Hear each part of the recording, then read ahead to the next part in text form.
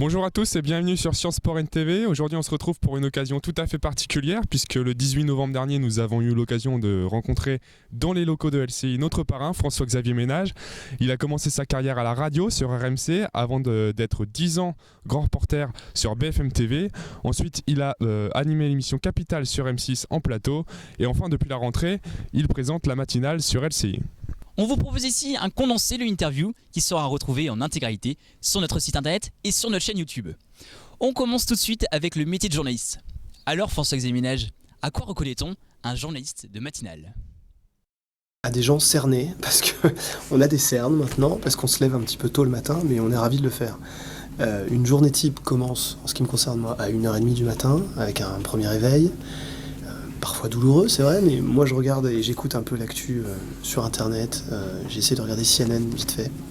Et puis à 2h, j'écoute France Info et à 2h05, je suis dans un taxi pour être ici à 2h25. Donc vous aurez compris que tout est très minuté. À partir de là, l'équipe arrive au fur et à mesure, chacun avec son rythme, le travail qu'il doit faire. Tout est incroyablement taylorisé, c'est-à-dire que vraiment chacun est dans son rôle et généralement on a assez peu de temps pour faire des blagues, on en fait quand même quelques-unes, mais voilà, on court un petit peu quand même pour être certain d'être bon à 6h quand commence l'antenne, parce que l'antenne c'est 3 heures de direct et il faut que chacun soit à sa place et avec le maximum d'infos. Avant d'animer la matinale, François-Xavier Ménage était grand reporter, un métier où il a souvent été confronté au danger. Mais est-ce qu'on a vraiment peur quand on est sur le terrain ? J'ai même comme philosophie de dire que le jour où on n'a pas peur, c'est là où il arrive des vraies merdes. Donc je pense qu'il faut toujours avoir dans un coin de sa tête le fait que oui, il faut faire attention.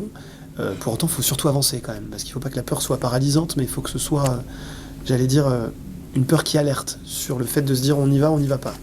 Et moi, ma règle, c'était toujours comme on travaillait en équipe, on était souvent 3 au minimum, et parfois on travaillait avec d'autres confrères, on votait à main levée en disant on y va pas. Est-ce que tout le monde est OK pour avancer ?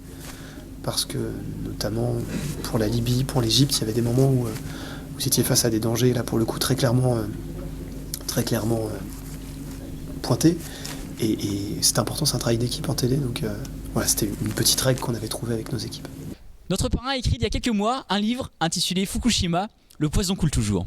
Cet ouvrage est le fruit de 5 ans d'enquête qui donne une vision sur le long terme des conséquences de la catastrophe de Fukushima. Cette expérience a changé son logiciel de journaliste. Il nous explique pourquoi.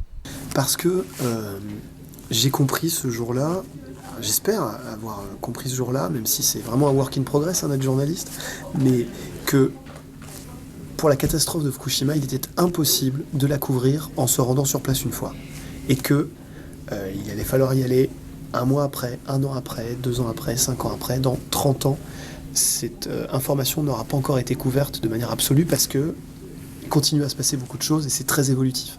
Et ce jour-là, je me suis dit, ok, très bien, c'est super d'avoir de l'info en instantané, de l'info en continu, mais sur certains points, en tout cas moi, je me suis fait le devoir d'y retourner le plus souvent possible pour voir comment les choses évoluent.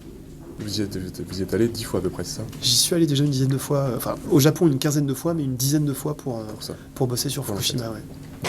Et si parmi vous il y a des apprentis journalistes, François-Xavier Ménage nous a donné 3 conseils. Je pense qu'il faut avoir un logiciel de débrouillardise déjà, et ça s'apprend pas forcément dans une école de journalisme, et ça s'apprend tout au long d'une vie, je pense, la débrouillardise notamment sur le terrain. Je crois qu'il faut avoir vraiment envie, aimer l'info, mais l'info on peut apprendre à l'aimer aussi, en la lisant, en l'écoutant, en la regardant. Je pense que c'est vraiment un exercice un peu comme une course. Si vous courez pour la première fois, votre résultat au 100 mètres va pas être super, mais si tous les jours vous vous entraînez, ça va être pas mal. Et puis troisième point, je pense qu'il faut être curieux, mais ça, il n'y a pas que les journalistes qui le sont, mais c'est dur, hein, et je pense que c'est un travail au quotidien, mais réussir à réfléchir contre soi-même, à aller sur des terrains sur lesquels on n'irait pas, il ne faut pas être dans une zone de confort. Et c'est aussi ça la curiosité, je pense. Mais ça se travaille au quotidien avec des gens autour de soi, pour vous aider, pour vous dire attention, tu peux penser à ça, voilà. Pour terminer cette sélection des meilleurs passages de l'interview de François-Xavier Ménage, ce dernier nous fait entrevoir son âme de poète en évoquant sa Bretagne d'origine. L'éclaircie, la pluie, je trouve que c'est ça la Bretagne en fait. J'ai toujours tendance à définir la Bretagne comme ça, c'est un endroit où la beauté est fragile. Et Paris, c'est pas un endroit où la beauté est fragile. La beauté, elle se voit dans les rues. Et en Bretagne, j'aime bien cette fragilité-là en fait.